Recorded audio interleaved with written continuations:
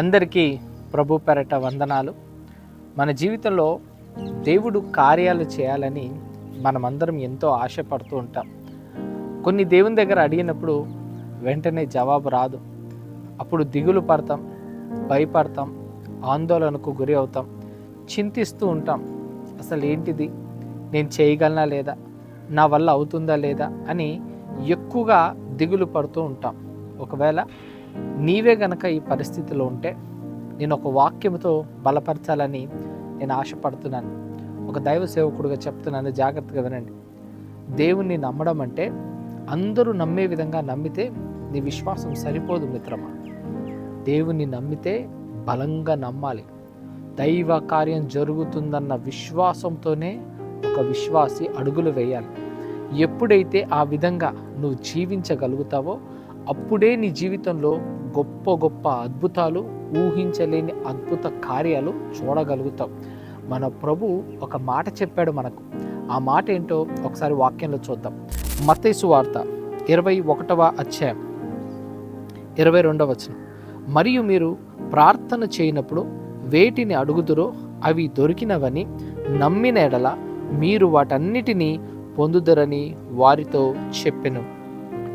మీరు ప్రార్థన చేయనప్పుడు వేటిని అడుగుదురో, వేటిని అంటే అది ఏదైనా కావచ్చు.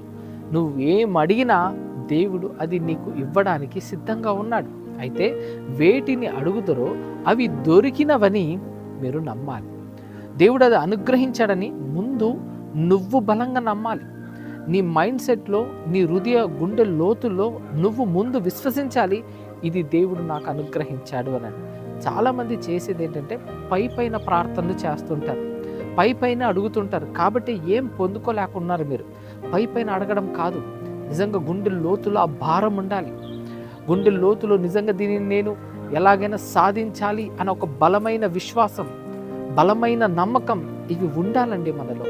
అప్పుడే బలమైన కార్యాలు మన జీవితంలో జరుగుతుంది.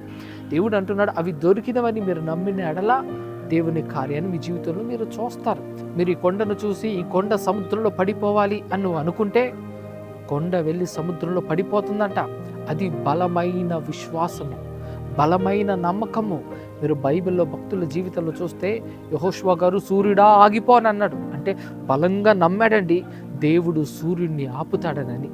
మోషే గారు కర్ర చాపి, చేయి చాపి ఎర్ర సముద్రాన్ని చీల్చడానికి దేవుడికి ప్రార్థించాడు. అంటే మోషే గారు బలంగా నమ్మారండి దేవుడు ఎర్ర సముద్రాన్ని చీలుస్తాడనని. దానియేలు గారు ప్రార్థన చేశాడు, ప్రభువా సింహపు నోర్లను మూయించని. అంటే దానియేలు గారు బలంగా నమ్మారండి దేవుడు సింహపు సింహపు నోర్లను మూయిస్తాడని. అంటే భక్తులు బలంగా నమ్మారు కాబట్టే కార్యాలు జరిగాయి. ఈరోజు నీ జీవితంలో కూడా కార్యాలు గొప్పగా జరగాలంటే బలంగా నీవు నమ్మాలి. బలంగా నమ్మినప్పుడే దైవ కార్యాలు జరుగుతాయండి. నమ్మండి. మీరు ఊహించలేని అద్భుతాలు, మీరు ఊహించలేని కార్యాలు దేవుడు మీ కొరకు చేస్తాడు. అది నీవు నమ్మినప్పుడు మాత్రమే జరుగుతుంది మిత్రమా. కాబట్టి డౌట్స్ పెట్టుకోకండి, నెగిటివ్ థాట్స్ పెట్టుకోకండి, నెగిటివ్ మైండ్ సెట్లో ఉండకండి.